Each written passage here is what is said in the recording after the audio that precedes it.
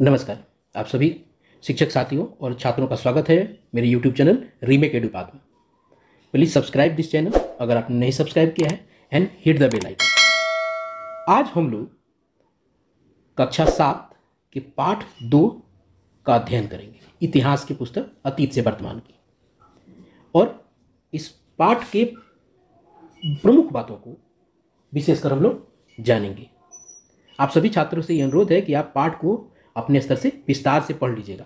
अभी मैं पाठ को संक्षेप में और प्रमुख बातों को बताऊंगा, उसके बाद हम महत्वपूर्ण बिंदुओं को जो स्मरणीय होंगे, जो प्रतियोगिता परीक्षाओं के लिए अनिवार्य होंगे और आपके लिए भी वो ज्ञानवर्धक होंगे, जो इस पाठ में वो स्मरणीय तथ्य हैं। उसके बाद में पाठगत प्रश्न, पाठ के अंदर आने वाले जो कार्यकलाप आदि संबंधी जो प्रश्न पूछे गए होंगे पाठ में, उन सबको देखेंगे। उसके बाद अभ्यास प्रश्नों को देखेंगे। चूंकि ये वीडियो प्रश्नों के उत्तर के लिए बनाया गया है, तो पाठ को मैं संक्षेप में आप तक उसकी महत्वपूर्ण बातों को लेकर आऊंगा, लेकिन आप पाठ को विस्तार से अवश्य पढ़िएगा। तो आइए वीडियो को शुरू करते हैं और देखते हैं कि ये पाठ में हम लोग के लिए क्या जानकारी है।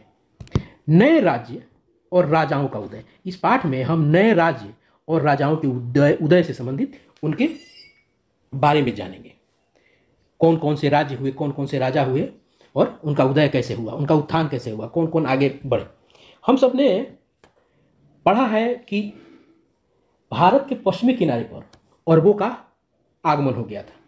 अब क्या, जब आगमन हो गया था तो अरब जो थे व्यापारिक दृष्टि से गांव बसाकर रहने लगे थे। आगे चलकर इन क्षेत्रों पर इनका क्या हुआ, इनका आधिपत्य होने लगा। ये अपना राज्य स्थापित करने लगे और राज्य स्थापित कर लिया।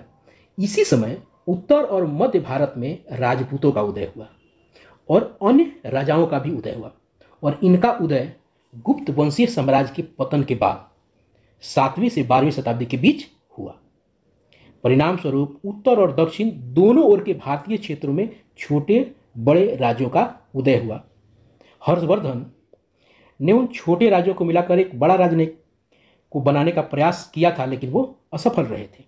तो इस पाठ में हम लोग वही पढ़ेंगे, तो कैसे छोटे राज्य में ही हम बच के रह गए और इसके कारण हमारे ऊपर बहुत सारे लोगों ने आके आक्रमण किया और हमारे कमी का फायदा उन्होंने उठाया। अब देखिए क्या होता है कि 7वीं से इस हम पैराग्राफ को पढ़ेंगे। 7वीं से 12वीं शताब्दी के बीच जो शासन करने वाले प्रमुख राजवंश जो थे, आपको ये जानकर आश्चर्य होगा कि इनमें कई राजवंश जो थे, उसमें कई राजवंश जो थे राजाओं के अधीनस्थ कर्मचारी, सामंत, बड़े भूस्वामी और योद्धा सरदार थे। यानी जब उनके स्वामी कमजोर पड़ गए तो उन्होंने अपनी स्वतंत्रता की घोषणा कर दी। उदाहरण के तौर पर राष्ट्रकूट कर्नाटक के चालुक्य राजाओं के अधीन थे। 8वीं शताब्दी के मध्य में राष्ट्रकूट प्रधान दंती दुर्ग ने अपने को शासक के रूप में स्थापित कर राष्ट्रकूट वंश की स्थापना कर दी। उसी तरह अब क्या हुआ, दक्षिण पथ में उत्तरी भाग में मानेखेत उसकी राजधानी थी। अब उसी तरह क्या हुआ, अन्य शासक जैसे गुर्जर प्रतिहार, संभवतः वो ब्राह्मण थे, कई जगह कहा जाता है कि क्षत्रिय ब्राह्मण थे, वो क्षत्रिय ब्राह्मण थे और कई जगह कहा जाता है कि वो ब्राह्मण थे। इन्होंने भी परंपरागत कार्य छोड़कर शस्त्र अपना लिया और मध्य भारत में राजस्थान और गुजरात में एक स्वतंत्र राज्य की स्थापना की। और इस वंश का महत्वपूर्ण राजा कौन हुआ, किसका, गुर्जर प्रतिहार का। महत्वपूर्ण राजा नागभट्ट प्रथम था, जिसने अरबों से लोहा लिया। और ग्वालियर प्रशस्ति में, प्रशस्ति क्या होता है, एक प्रकार का अभिलेख होता है और उसमें मलेच्छों का नाशक बताया गया। किसे, मलेच्छों का नाशक किसको बताया गया, नागभट्ट। अब ये मलेच्छ कौन है, मलेच्छ का मतलब होता है बाहरी आक्रमणकारी, और मलेच्छ यहाँ कौन थे, वो अरबों को उस समय मलेच्छ कहा जाता था। ये चलिए आगे देखते हैं और आगे और कौन हुए। अभी तो हमने आपको पढ़ा राष्ट्रकूट के लिए और उसके बाद आपका ये गुर्जर प्रतिहार को जाना। आगे पढ़ते हैं कि बिहार और बंगाल भी आपका एक क्षेत्र था। तो बिहार और बंगाल पाल शासक हुआ। और पाल शासक को क्या हुआ था, इस पाल शासक जो हुआ एक गोपाल हुआ, जिसका चयन ऐसे ही हुआ था क्योंकि वो राजा नहीं था। बंगाल की प्रजा ने स्वयं गोपाल को अपना राजा चुना। क्यों, अराजकता से तंग आके। कहाँ का, बिहार और बंगाल के लिए। वहां का प्रथम पाल शासक गोपाल हुआ था, जिसको कैसे चुना गया था, उसको चुना गया था आपको इसी स्वयं राजा नहीं था, वहाँ के लोगों ने स्वयं उसको चुना था। और इसी तरह कश्मीर की भी रानी दिद्दा, जिसको बड़ी बहन के नाम से वो लोकप्रिय थी, दिद्दा के नाम से वो लोकप्रिय थी, जिसका मतलब होता है बड़ी बहन, ये हुआ था।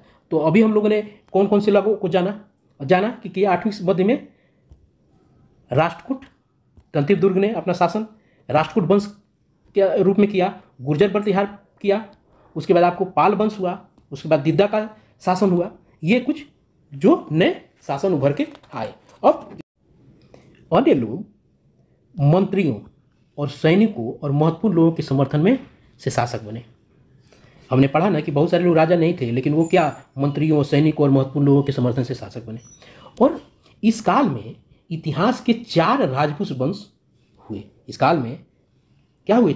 इतिहास में 4 राजपूत वंश सबसे अधिक प्रसिद्ध हुए। कौन? वे थे प्रतिहार, जिसको परिहार भी कहा जाता है, चौहान या चौहान, सोलंकी या चालुक्य और परमार। ये कई सामंतों ने भी स्वतंत्र राजवंश की स्थापना की। अब यहां बात आई सामंत। ये सामंत क्या होता है? तो आइए सामंत को जानते हैं, समझते हैं। अब देखिए हुआ क्या कि उस समय के कई अभिलेखों और किताबों में इस वर्ग के लोगों का जिक्र है। किसके? सामंत का। हम अभी सामंत के बारे में समझ रहे हैं, जिक्र है। इस वर्ग के लोगों के लिए कई नाम भी प्रचलित हुए, जैसे सामंत, राय, ठाकुर, राणा, राणावत। उसके बाद सामंत होते क्या थे कि जब राजा किसी दूसरे राज्य को हरा देता था तो हारने वाला सामंत कहलाता था, और जो विजयी राजा होता था वो स्वामी होता था, और वो जो हारने वाला है वो विजयी राजा के चरने में रहने वाला सेवक कहलाता था, और विजयी राजा अधिपति कहलाता था, और हारने वाला सामंत होता था।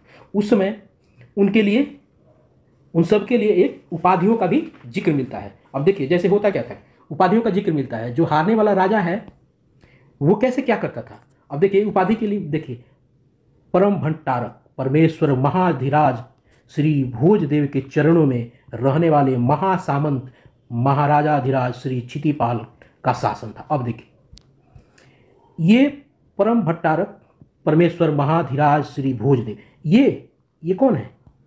ये थे आपको अधिपति, जो जिनके सामंत क्षितिपाल एक ये उदाहरण के रूप में है। और अपने साथ सामंत ने अपने साथ कौन सा वो लगाया? महासामंत महाराजाधिराज श्री क्षितिपाल। ये जो उपाधि है, एक राजा जो अधिपति होता था, जो महासामंत होता था, यानी जो सामंत होता उसकी उपाधि यह थी। तो उसमें उपाधियों का भी जिक्र मिलता है। उपाधियां बड़ी बड़ी उपाधियां थी राजाओं की, जैसे क्या हुआ? महाराजाधिराज, राजाओं का राजा, परम भट्टारक परमेश्वर, त्रिभुवन चक्रवर्ती, 3 भूमि का राजा।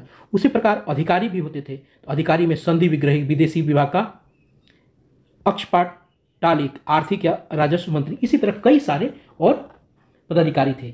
राजा अपने सामंतों के साथ क्या करता था? वो ब्राह्मणों और किसानों और व्यापारियों के संगठन के साथ सत्ता में साझेदारी करता था, और भू उपज का 3 भाग से 6ठे भाग तक वसूला जाता था। क्या वसूला जाता था? कितने? 1/6 से लेके 1/3 के बीच के भूभाग भू राजस्व के रूप में कर, उसमें आपको क्या किया जाता था? वसूला जाता था। उसमें क्या था कि राजस्व का मूल स्रोत क्या था? ये जो राज्य के आय का जो स्रोत था वो क्या था? राजस्व था। मूल स्रोत राजस्व था राज्य के आय का, जिसे राजयोग या ऊपरी कर कहा जाता था।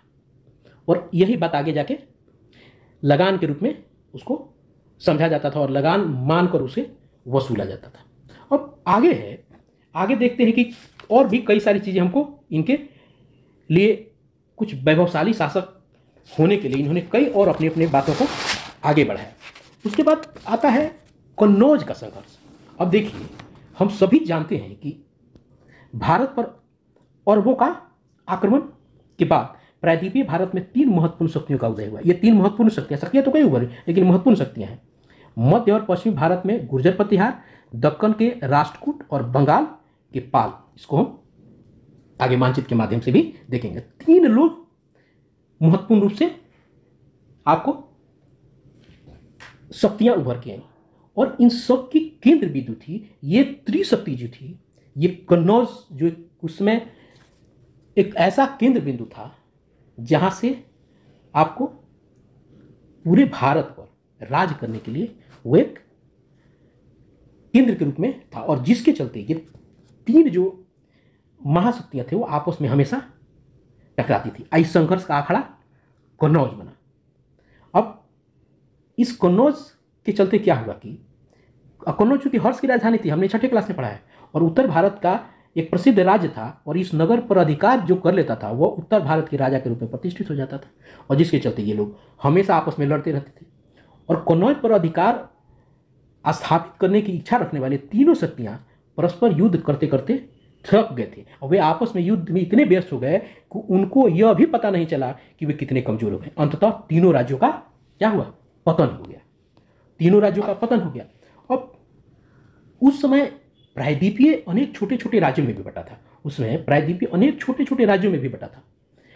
इनमें आपसी संबंध अच्छे नहीं थे, ये भी आपस में लड़ रहे थे। और ये कौन कौन थे? उत्तरी भारत में हिंदू शाही, उत्तरी भारत में हिंदू शाही, कन्नौज, कालिंजर, गुजरात, बुंदेलखंड, मालवा, बंगाल, कश्मीर इत्यादि कुछ प्रमुख राज्य थे। इसके अतिरिक्त जो था दो मुस्लिम राज्य भी थे। इसके अतिरिक्त दो मुस्लिम राज्य भी थे। मुल्तान का राज्य जिसमें सियाओं का प्रभुत्व था, और मंसूरा सिंध का राज्य जिसमें अरब वंशी शासक भी थे। इन लोगों का यहाँ राज्य था। अब चूंकि सब लोग ये आपस में भी उलझते रहते थे। अब देखिए, अब यहाँ आता है तुर्क आगमन। तुर्की और अफगानियों का आगमन शुरू किए। सब लोग अपने में लड़ने में व्यस्त हैं, तो कौन क्या आके नुकसान कर रहा है और कमजोरी का फायदा कहाँ उठा रहे हैं, लोग एक दूसरे उससे विज्ञ भी नहीं थे, और इस कमजोरी का फायदा बाहरी लोगों ने उठाना शुरू किया। अब तुर्क आगमन के समय भारत की सामाजिक दशा भी बहुत अच्छी नहीं थी, क्योंकि सब लोग आपस में लड़ रहे थे। तत्कालिक शासक समाज में शासक वर्ग, सैनिकों और आम जनता में तालमेल का अभाव था। राजा और जनता के बीच दूरी काफी अधिक थी। प्रशासन तथा सेना कुछ पदों पर ब्राह्मणों और राजपूतों की अधिकांश नियुक्तियां वंशानुगत होती थी, और इस चक्कर में निम्न वर्गीय लोगों में राज्य पर संकट के बहुत कुछ करने की भावना नहीं थी। इस काल में परंपरागत चार वर्णों ब्राह्मण, क्षत्रिय, वैश्य, शूद्र के अलावा कई अन्य जातियों और उपजातियों का प्रादुर्भाव भी हो गया। लेकिन चूंकि प्रभुत्व किसी और का, तो लोग इंटरेस्टेड नहीं रहे, और दूसरे लोग वहां अधिपत्य अपने जमाने में काबिज हो गए। अब वर्ण व्यवस्था का जन्मना लाजमी हो गया। अब हुआ क्या किया, वर्ण व्यवस्था जन्मना से हटकर कर्मना हो गई थी। यहाँ इतनी व्यवस्था खराब हो गई। वहाँ इस कदर लोगों की व्यवस्था थी। तारीख़ हिंद एक किताब है जिसके लेखक अलबरूनी हुए, और अलबरूनी ने अपने पुस्तक में लिख के संकेत दिया कि हिंदुओं में यह दृढ़ विश्वास है कि भारत के समान और कोई देश नहीं, कोई ऐसा राष्ट्र नहीं, कोई राजा उनके राजा के समान नहीं, तथा अन्य कहीं भी विज्ञान और उनके विज्ञान के समान नहीं। ये अलबरूनी अपनी किताब में कहा था। किसने? कौन सी किताब में? किताब था वो तारीख़ हिंद। और उसने जिक्र क्यों किया था? उसने जिक्र किया था भारतीय वर्ण व्यवस्था ने लोगों की विचारधारा को संकुचित कर दिया, और उसमें बाहरी आदान प्रदान के लिए स्थान क्या हुआ? नहीं रहा। और इसी बात को उसने संकेत दिया था। अब आता है मोहम्मद गजनवी। अब मोहम्मद गजनी आधुनिक अफगानिस्तान में स्थित एक छोटा राज्य था, और उन्हीं राज्यों के उत्तराधिकारियों में मोहम्मद गजनवी था। और मोहम्मद गजनवी अपने राज्य को क्या करना चाहता था? बड़ा बनाना चाहता था अपने। जब जिसके चलते उसने क्या किया, कई सारे राज्यों में उसने और कई सारे देशों में, एशिया के कुछ देशों में, ईरान महाद्वीपीय और उत्तर पश्चिमी हिस्से को जीत लेना चाहा। और इसी क्रम में 1010 से लेकर 1025 के बीच महमूद ने उत्तर भारत के उन नगरों में आक्रमण किया जहाँ के मंदिर संपन्न थे। कहा जाता है कि 17 बार उसने आक्रमण किए, और इन मंदिरों में मथुरा, थानेश्वर, कन्नौज, वृंदावन, सोमनाथ थे। इनमें गुजरात का सोमनाथ मंदिर अपने धन और वैभव के लिए काफ़ी प्रसिद्ध था। 1030 में महमूद की मृत्यु हुई, तब तो जाके लोगों को शांति मिली। अब इस आक्रमण का प्रभाव भी रहा। अब समकालीन इतिहासों ने महमूद के आक्रमण का उद्देश्य का विवरण देते हुए, महमूद भारत में इस्लाम धर्म की प्रतिष्ठा को स्थापित करना चाहता था, जबकि कुछ लोग कहते थे कि वो लूटपाट करके और अपने राज्य को बढ़ावा देना था। चूंकि उसका जब निधन हो गया, कुछ उसने ऐसे काम किए, उसकी नकारात्मक छवि होने के बावजूद महमूद के आक्रमणों ने इस्लामी और हिंदू संस्कृति के बीच संपर्क में योगदान दिया। शाहनामा नामक महाकाव्य के लेखक फिरदौसी उसी के संरक्षण में रहा। उसी ने मध्य एशिया के प्रसिद्ध विद्वान अलबरूनी, तारीखें जिसकी बात हुई थी, को भारत भेजा था। अब जब महमूद गजनवी की मृत्यु के बाद भी तुर्क और अफगानों का आक्रमण क्या हुआ, रुका नहीं, जारी रहा और अंततः वे भारत में अस्थायी साम्राज्य की स्थापना में सफल रहे। और इस जीत का हीरो कौन था? इस जीत का हीरो था मोहम्मद गौरी। इस जीत का हीरो मोहम्मद गौरी था, जिसने अनेक बार हारने के बाद अंततः 1192 में पृथ्वीराज, जो दिल्ली और अजमेर का राजा था, चूंकि पंजाब गौरी का क्या था, केंद्र था, उसने उसको केंद्र बनाया था और वो अपने विस्तार के लिए दिल्ली और अजमेर के राजा को हराना उचित समझा, नहीं तो वो अपने राज्य का विस्तार नहीं कर सकता था। इसलिए तराइन, जो भटिंडा के निकट एक गांव है, उसके मैदान में पहले युद्ध में वो हार गया, दूसरे युद्ध 1192 में पृथ्वीराज को हराकर दिल्ली पर पहुंच गया और दिल्ली सल्तनत की स्थापना कर लौट गया। तब से दिल्ली में सुल्तानों का शासन आरंभ हुआ। तभी से दिल्ली में सुल्तानों का शासन आरंभ हुआ। अब आते हैं, ये तो उत्तर भारत की बात है। उन्हीं दिनों दक्षिण भारत में भी अनेक छोटे छोटे राज्य हुए, अनेक छोटे छोटे राज्य। प्रमुख राज्य राष्ट्रकूट और चालुक्य था। फिर सुदूर दक्षिण में चोल, चेल और चालुक्य और पांड्य प्रमुख थे। अंत में चोल राजाओं ने तंजौर के आसपास के क्षेत्र तमिलनाडु से अपने शासन का आरंभ हुआ। चोल राज अपने गति को पकड़ लिया। कई सारे राजाओं के होने के बाद और राज्य के होने के बाद वो प्रभुत्व में आया। चोल राजा ने अपने शासन का आरंभ किया और धीरे धीरे पल्लव वंश के शासक आदि को हटाकर उन्होंने अपने को दक्षिण भारत में एक मजबूत साम्राज्य का राजा बना लिया। तंजौर भी इसी के अधीन था। चोल वंश का सबसे प्रसिद्ध राजा राज प्रथम और उसका पुत्र राजेंद्र चोल था। अभी कुछ दिन पहले एक फिल्म आई थी PS1, वो इसी पे आधारित था, इसी के इतिहास पे, चोल साम्राज्य और पांड्य पे आधारित था। चलिए आगे देखते हैं। हालांकि इस राज्य का संस्थापक विजयालय था। किसका? चोल राज्य का। राजा राज प्रथम और उसका पुत्र काफी प्रतापी हुए और उन्हें बहुत प्रसिद्ध राजा हुए, लेकिन उसका संस्थापक विजयालय था, जिनकी मृत्यु 871 में हो गई। राजेंद्र चोल एक महत्वाकांक्षी शासक था। उसने क्या किया था, श्रीलंका से लेकर दक्षिण पूर्व एशिया तक अपने राज्य का विस्तार किया। चोल राज्य जो अब राष्ट्र कहलाने जाने लगा, प्रशासन की सुविधा के लिए संपूर्ण राज्य अनेक इकाइयों में बटा था, जिसको क्या कहा जाता था, मंडल कहा जाता था। उसमें अलग अलग कर्मचारी थे, कर्मचारी के अलग अलग नाम थे। अब जो राजा क्या करता था, जो आदेश कहता था, जो आदेश राजा करता था, उस आदेश को क्या कहा जाता था, जीरू वाक्य कहा जाता था, जीरू वाक्य। कोई कर्मचारी भी हुए जिनके अलग अलग नाम थे और अधिकारी हुए, ओले नायकम प्रधान सचिव, पेरुंदरम प्रधान कर्मचारी, इस तरह से कई कर्मचारी हुए। उसके बाद प्रशासन की जो व्यवस्था थी वो क्या थी, आपको जैसे मंडल की बात कहेगी, मंडलम कौन होता था, और संपूर्ण राष्ट्र जो था उनका, वो संपूर्ण राष्ट्र एक कई इकाइयों में विभक्त था, जिन्हें मंडलम कहा जाता था। और प्रत्येक मंडलम जो था कोट्टम कमिश्नरी, और प्रत्येक कोट्टम नाडु जिला में बटा था। अब पुनः प्रत्येक नाडु कुर्रम तहसील या ग्राम समूह में विभाजित किया गया था। और ग्राम समूह का प्रशासन कैसे था, एक क्या होता था, ग्राम सभा उसको चलाती थी। और ग्राम सभा, 3 प्रकार की ग्राम सभाओं का उसमें उल्लेख मिलता है। एक होता है यानी सर्वसाधारण लोगों की ग्राम सभा, एक थी सभा या महासभा, गांवों के वरिष्ठ ब्राह्मणों जिन्हें अग्रहार कहा जाता था की सभा थी, और तीसरी थी नगरम, व्यापारी समुदाय एवं महत्वपूर्ण प्रशासकीय व्यवस्था की सभा थी। और इसी के माध्यम से शासन व्यवस्था और चलती थी, और इसमें कई समितियां भी बनती थी। ग्राम सभा शासन के संचालन के लिए कई समितियों का गठन करते थे, जैसे सामान्य प्रबंधन समिति, उपवन समिति, सिंचाई समिति, कृषि समिति, शिक्षा समिति, लेखा जोखा समिति। और समिति को क्या कहा जाता था, वीरियम कहा जाता था। और इस माध्यम से वो अपने संचालन करते थे अपने राज्य का। और उसके बाद उन्होंने क्या किया था, कई सारे अभिलेख भी मिलते हैं जिसमें इस बात की चर्चा होती थी। क्योंकि अब वहाँ भव्य मंदिर भी हुए। हम सब लोग जानते थे कि ये सब लोग युद्ध में ही अपना सारा समय बिताते थे, लेकिन चोल राजाओं द्वारा कई वैभवशाली और भव्य मंदिर का भी निर्माण कराया गया, और उसके लिए वो जाने जाते हैं। और जिसमें क्या है, तंजौर का बृहदेश्वर मंदिर बहुत प्रसिद्ध मंदिर है, एवं गंगई कुंड चोलपुरम के मंदिर, इतना बड़ा ये नाम है। उन्होंने बहुत सारे इस तरह के प्रसिद्ध मंदिरों का भी निर्माण कराया। स्थापत्य कला और मूर्ति कला के ये बृहदेश्वर मंदिर और गंगई कुंड चोलपुरम मंदिर जो है आपको प्रसिद्ध है। और उनकी कृषि व्यवस्था क्या थी, कृषि व्यवस्था थी आपको वहीं प्राकृतिक जल की व्यवस्थाओं पर उनका था।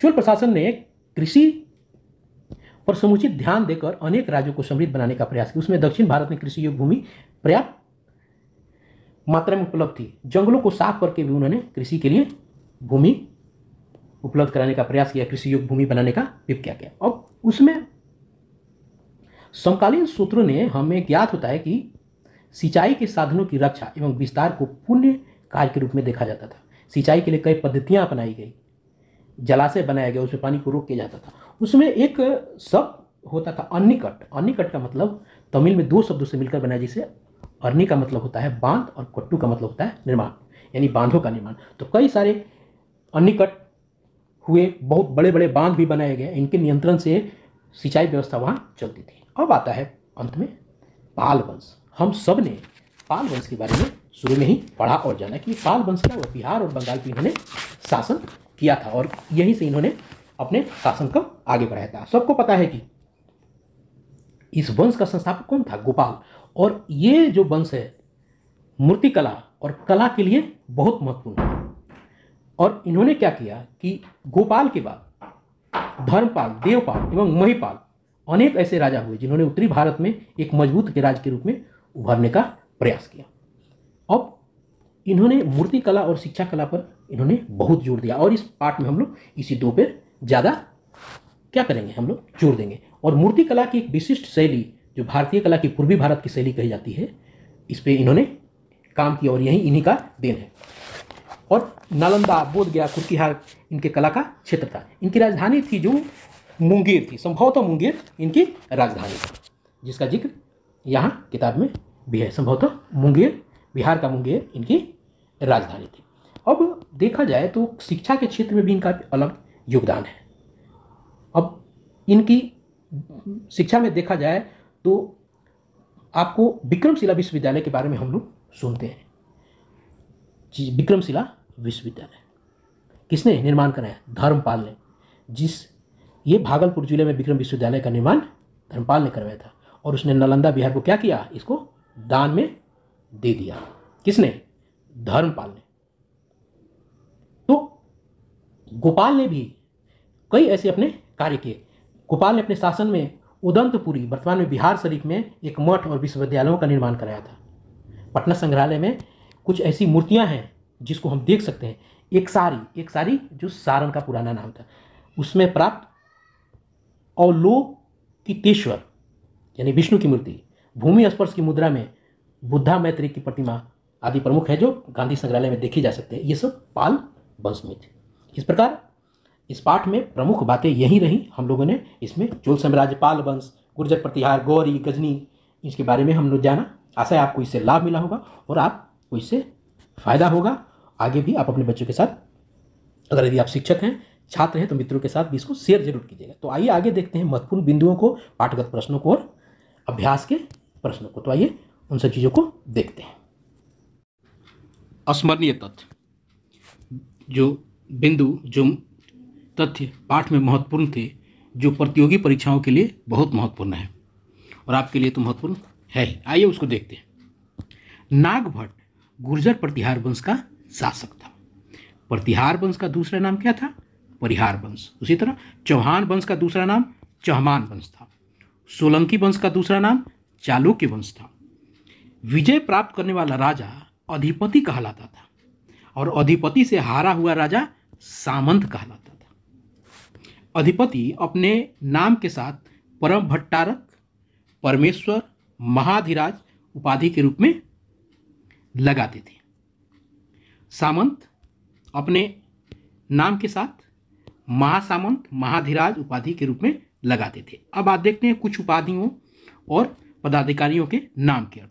महाधिराज यानी राजाओं का राजा, त्रिभुवन चक्रवर्ती, 3 भूमों का स्वामी, संधि विग्रहिक, विदेशी विभाग का प्रधान, अक्ष पट्टालिक, आर्थिक एवं राजस्व मंत्री, भांडागारिक यानी राजकीय भंडार का अधिकारी, महादंड नायक यानी पुलिस विभाग का प्रधान। राजस्व को राजयोग्या ऊपरीकर कहा जाता था।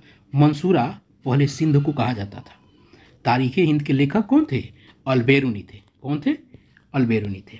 मोहम्मद गजनवी का मृत्यु 1030 में हुई। गजनवी अफगानिस्तान के गजनी राज्य का शासक था। पृथ्वीराज चौहान दिल्ली और अजमेर के राजा थे। अब देखते हैं लड़ाई 1। तराइन की प्रथम लड़ाई 1191 में पृथ्वीराज चौहान और मोहम्मद गोरी के बीच हुआ। गोरी की हार हुई। तराइन की दूसरी लड़ाई 1192 में पृथ्वीराज चौहान और मोहम्मद गोरी के बीच हुआ और गोरी की इसमें जीत हुई। तराइन जो है एक गांव था जो भटिंडा के नज़दीक था। ठीक है, आइए देखते हैं। अब चोल साम्राज्य के बारे में जानते हैं।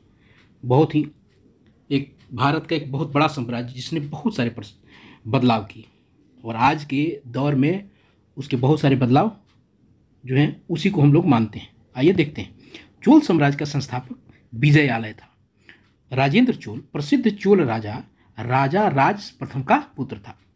राजा के आदेश को जीरू वाक्य केल्वी कहा जाता था। चोल प्रशासन में उसमें प्रधान सचिव को क्या कहते थे? औले नायकम कहते थे। प्रधान कचारी को क्या कहते हैं? पेरुंदरम कहते थे। सिरुत्तरम निम्न कर्मचारी को कहा जाता था। चोल शासकों ने संगठित नागरिक सेवा यानी सिविल सर्विसेज का विकास किया। चोल साम्राज्य में राज्य को राष्ट्र कहा जाता था। चोल के राष्ट्र के कई इकाइयाँ थीं जिसको मंडलम कहा जाता था। क्या कहा जाता था? मंडलम कहा जाता था। अब प्रत्येक मंडलम कोट्टम यानी कमिश्नरी और प्रत्येक कोट्टम नाडु यानी जिला में बटा था। चोल साम्राज्य में वरिष्ठ ब्राह्मणों को अग्रहार कहा जाता था। ग्राम सभा में अनेक समितियां होती थी और समिति को वीरियम कहा जाता था। तंजौर का बृहदेश्वर मंदिर चोल राजा राज प्रथम ने बनवाया था। इसे पेरुवट्टैयार कोविल भी कहते हैं। यह मंदिर पूरी तरह से ग्रेनाइट निर्मित है। विश्व में यह अपनी तरह का पहला और एकमात्र मंदिर है जो ग्रेनाइट का बना हुआ है। आइए आगे देखते हैं। अनिकट बड़े बांध को कहा जाता था। ये चोल साम्राज्य में अनिकट बनाया जाता था जिसमें अन्नी का मतलब बांध होता था और कट्टुमत का मतलब निर्माण। इन दो शब्दों से मिलकर था, अरनी और कट्टू। चलिए, चोल शासकों ने सिंचाई के लिए अनिकट कावेरी नदी पर बनवाया था। पाल वंश भारत में बिहार और बंगाल पाल वंश की स्थापना यानी भारत में बंगाल और बिहार में पाल वंश की स्थापना किसने किया? गोपाल ने किया। पाल शासकों की राजधानी मुंगेर थी। सारण का पुराना नाम एक सारी था। उदंतपुरी बिहार शरीफ का नाम था। पाल वंश में के इतिहासकारों में उसमें जो समकालीन जो व्यवस्था थी उसको जो इतिहासकारों ने जब लिखा था उसमें यह नाम निकल के आते हैं। धर्मपाल ने भागलपुर जिले में विक्रमशिला विश्वविद्यालय की स्थापना करवाया था। ये बहुत ही महत्वपूर्ण चीज़ है। विक्रमशिला विश्वविद्यालय की स्थापना किसने कराया था? पाल वंश के शासक धर्मपाल ने। आइए देखते हैं। पृथ्वीराज पाठगत प्रश्न है। ये पाठ के अंदर जो आपको कार्यकलाप दिए जाते हैं पढ़ने के दौरान। पृथ्वीराज किस राज्य का राजा था? अजमेर और दिल्ली का राजा था। उसमें इसके समकालीन और कौन राजा थे? उसमें इसके समकालीन राजा जयचंद थे। जयचंद को गद्दारों के रूप में जाना जाता है। मिर्जाफर ये लोग इस तरह से कुविख्यात हैं। ये कुख्यात हो गए इस तरह से। उस समय हमारे देश की राजनीतिक स्थिति कैसी थी? उस समय हमारे देश की राजनीतिक स्थिति द्वेषपूर्ण भावना से ग्रस्त थी। एक राजा दूसरे राजा को सदैव नीचा दिखाने के फिराक में रहा करते थे। हमेशा आपस में ही संघर्ष करते रहते थे। अब आते हैं, उपाधि का क्या अर्थ है? नाम के पहले या बाद में लगने वाला प्रतिष्ठा बढ़ाने वाला उपनाम उपाधि कहलाती है। जैसे परम भट्टारक, परमेश्वर, महाधिराज, त्रिभुवन, महासमंद इत्यादि ये उपाधि होते हैं। इन तीनों जहाँ ये प्रश्न किताब में पूछा गया है वहाँ इन तीनों से आपको मतलब है वो जो त्रिपक्षीय जो राजा थे उनके बारे में वो बात की गई थी। वो कौन कौन थे? मध्य पश्चिम भारत के गुर्जर प्रतिहा थे, दक्कन के राष्ट्रकूट थे और बंगाल के पाल थे। इन्हीं को इन तीनों से संबोधित यहाँ किया गया है। तो आइए देखते हैं। इन तीनों से तात्पर्य उन तीन शासकों से हैं जिन्हें इतिहासकारों ने त्रिपक्षीय कहा है। ये थे मध्य और पश्चिम भारत के गुर्जर प्रतिहार, दक्कन के राष्ट्रकूट और बंगाल के पाल। इन तीनों के पतन के कारण थे कि बिना अपनी आर्थिक और सामरिक शक्ति का आकलन किए इन तीनों ने कन्नौज पर अधिकार के लिए युद्ध जारी रखा और बहुत दिनों तक उलझते रहे। अंततः परिणाम हुआ कि आर्थिक और सामरिक से तीनों समान रूप से खोखले हो गए। यही कारण था कि इन तीनों का पतन हो गया। आइए देखते हैं। सोमनाथ मंदिर के बारे में विशेष रूप से चर्चा वर्ग में करें। आप सोमनाथ मंदिर को जानते हैं। सोमनाथ का प्रसिद्ध मंदिर गुजरात राज्य में अवस्थित है। मध्यकाल के अनेक भारतीय मंदिर में यह भी एक ऐसा मंदिर है जो धन वैभव से पूर्ण और प्रसिद्ध था। मोहम्मद गजनवी ने जब भारत के मंदिरों को लूटा तो उनमें सोमनाथ को उसने विशेष रूप से लूटा, क्योंकि सोमनाथ धन वैभव में बहुत संपन्न था। मंदिर का सारा धन तो उसने लूट लिया और क्या किया कि मंदिर को भी क्षतिग्रस्त कर दिया। यह भारत के 12 ज्योतिर्लिंगों में से प्रथम ज्योतिर्लिंग है। इसकी महिमा महाभारत, श्रीमद् भगवत, स्कंद पुराण और ऋग्वेद में भी वर्णित है। सोमनाथ मंदिर के बारे में पौराणिक मान्यता है कि इसका निर्माण स्वयं चंद्रदेव ने किया था। चंद्रदेव का एक नाम सोम भी है। उन्होंने भगवान शिव को ही अपना नाथ यानी स्वामी मानकर यहाँ तपस्या की थी, इसलिए इसका नाम है सोमनाथ यानी चंद्र का स्वामी। भारत की आज़ादी के बाद सरदार वल्लभ भाई पटेल ने समुद्र का जल लेकर नए मंदिर के निर्माण का संकल्प लिया और उनके संकल्प के बाद 1950 में मंदिर का निर्माण पूरा हुआ। बाद में मंदिर को राष्ट्रपति ने आपको देश को समर्पित किया, जो 1995 के आसपास में शंकर दयाल शर्मा ने किया था। आइए देखते हैं कि आपके विचार में मोहम्मद गजनवी भारत में आक्रमण के क्या उद्देश्य थे। तो उद्देश्य हमारे समझ से ये समकालीन इतिहासकारों ने लिखा हुआ है कि गजनवी भारत में इस्लाम धर्म की प्रतिष्ठा को स्थापित करना चाहता था। ये कुछ इतिहासकारों का मानना है, जबकि कुछ इतिहासकार का मानना है कि गजनवी का उद्देश्य भारत में धन लूटना ही था, ताकि इस धन से मध्य एशिया में साम्राज्य विस्तार के लिए सैनिक साधन वो जुटा सके। वो यहाँ धन को लूटने के ही मंशा से यहाँ पहुँचा था। अब देखते हैं आगे। राजेंद्र चोल अपनी सेना को गंगा नदी तक क्यों लेके गया। अब देखिए, राजेंद्र चोल एक महत्वाकांक्षी विजेता था जिसने अपने राज्य को श्रीलंका सहित जावा सुमात्रा तक फैला रखा था। गंगा जल लेने के बहाने गंगा नदी तक जाने का वास्तविक उद्देश्य था गंगा तट पर अपने राज्य का विस्तार करना, अपने राज्य के व्यापारिक हितों की रक्षा करना उसका उद्देश्य था। उसने गंगा जल लेकर अपनी राजधानी क्या किया, उसने गंगा जल लेकर अपनी राजधानी को ले गया और उसने नहीं वह कर ले, वह गंगा जल लेकर अपनी राजधानी को ले गया और उसका नाम रखा गंगई कोंड चोलपुरम। उसने क्या किया, गंगई चोलपुरम रख दिया और इसकी राजधानी नगर इसी नाम से वो प्रसिद्ध है। क्या किया उसने, गंगा जल लेकर अपनी राजधानी को ले गया और उसका नाम रखा गंगई कोंड चोलपुरम और इसकी राजधानी नगर इसी नाम से प्रसिद्ध हो गया। आइए देखते हैं आज की नागरिक सेवा में चोलकालीन नागरिक सेवा की तुलना करें। अब देखिए, आज की नागरिक सेवा चोलकालीन नागरिक सेवा की लगभग मिलती जुलती है। जैसे आज राज्यपाल और राष्ट्रपति के निजी सचिव होते हैं, प्रधानमंत्री के भी निजी सचिव होते हैं, वैसे ही चोल राजा के भी निजी सचिव होते थे। आज के प्रधान सचिवों की तरह चोल राज में भी प्रधान सचिव होते थे। आज के किरानियों की तरह चोल शासन काल में प्रधान और निम्न कर्मचारी हुआ करते थे। आज की तरह राज्य, कमिश्नरी, जिला, तहसील, ग्राम सभा हुआ करता था। भले उनका नाम अलग था। आज की तरह ग्राम समितियां थी। इस प्रकार हम देखते हैं कि आज की नागरिक सेवा और चोलकालीन नागरिक सेवा लगभग समान थी। क्या आपके विद्यालय गांव में चोलकालीन ग्राम स्वशासन की तरह कोई समिति कार्य करती है? यदि हाँ तो कैसे? हाँ, होती है।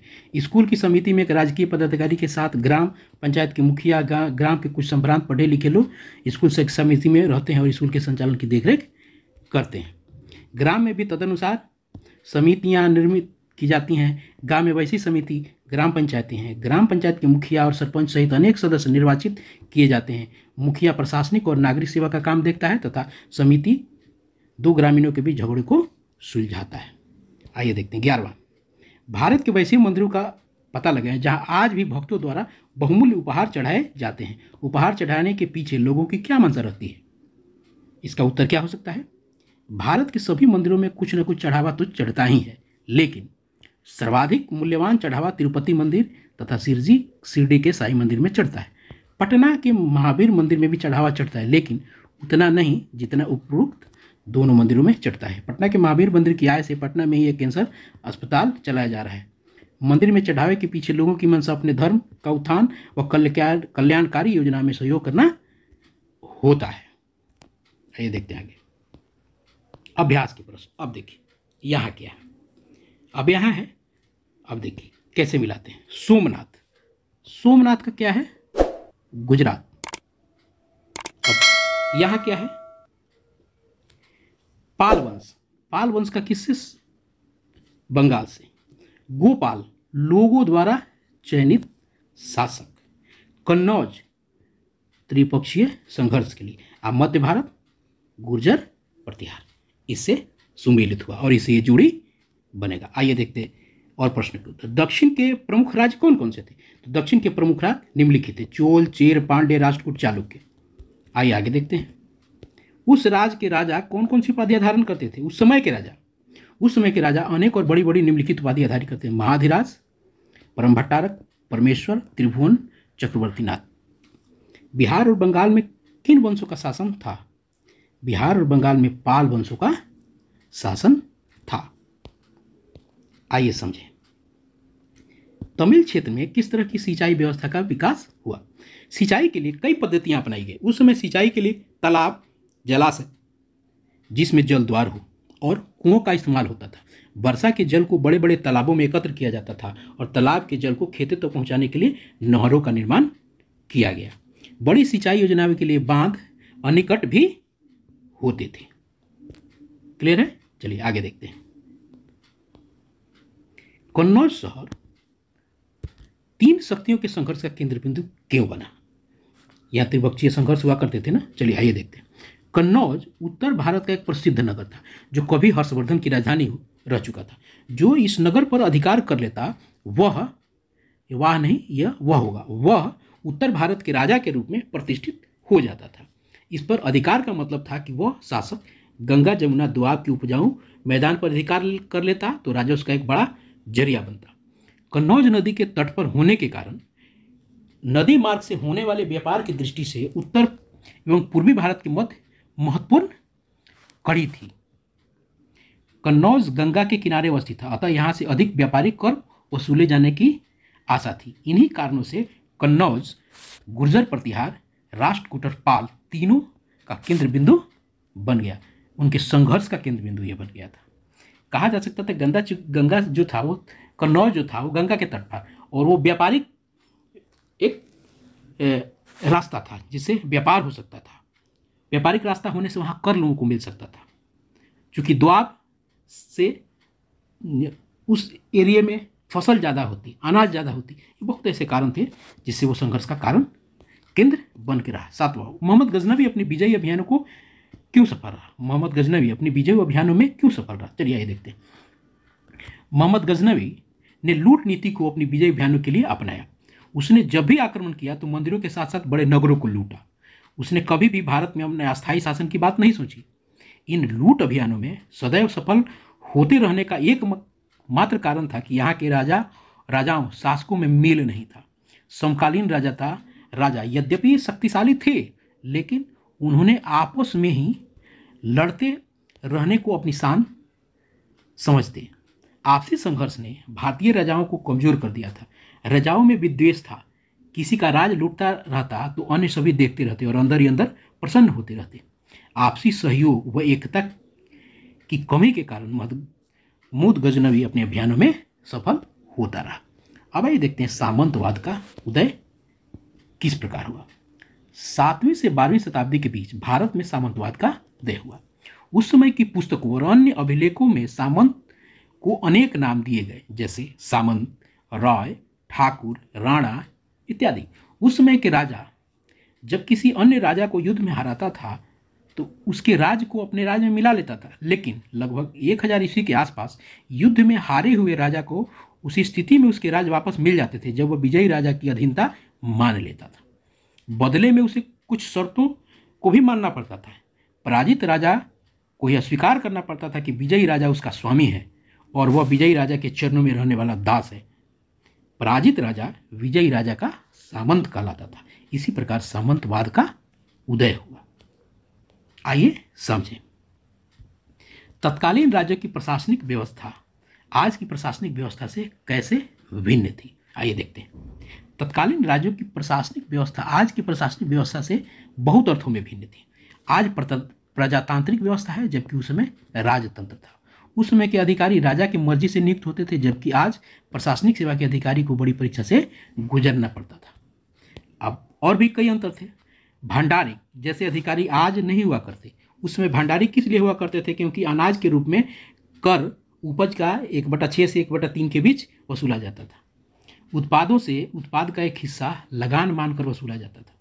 उस समय महादंडनायक होता था जो पुलिस विभाग का प्रधान होता था, लेकिन आज दंड देने के लिए न्यायपालिका अलग है और पुलिस विभाग अलग है।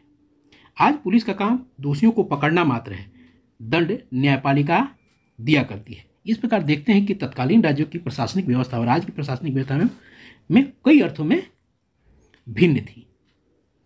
आइए आगे देखते हैं। क्या आज हमारे समाज में सामंती व्यवस्था के लक्षण दिखाई देते हैं? आज सामंती व्यवस्था के लक्षण हमारे यहाँ नहीं है। आइए करके देखें।